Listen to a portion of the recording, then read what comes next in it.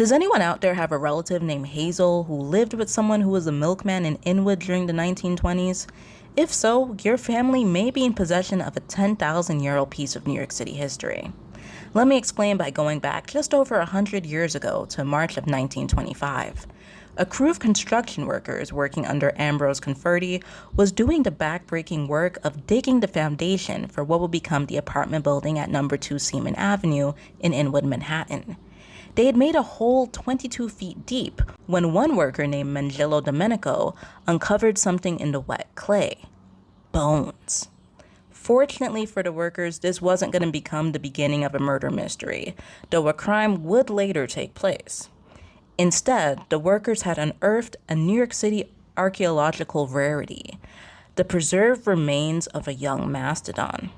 The New York City area, sitting primarily on metamorphic rock, doesn't lend well to the preservation of fossils. But this part of what would be today's neighborhood of Inwood had been part of a prehistoric marsh where a poor little mastodon, relatively speaking, had met its doom 10,000 years prior. All that remained of this once massive creature, 14 teeth and some jawbones, fit into a large box that the workers hoped to hand off to the American Museum of Natural History for sciencing and whatnot.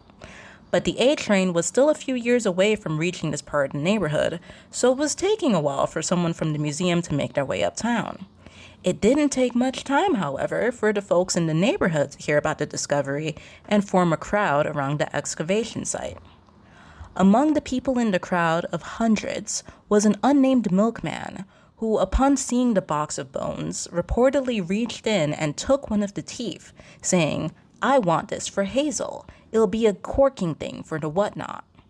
Once this precedent was set, the scene quickly turned into something resembling a good old-fashioned Black Friday at Toys R Us, with the crowd trying to get their hands on these limited edition pieces of prehistory. By the time Dr. C.C. Mook rolled up on behalf of the museum, the box only had 3 teeth and some bones left.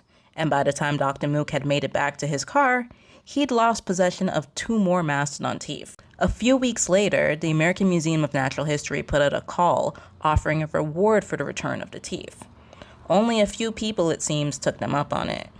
I wonder if Hazel and the milkman were among them.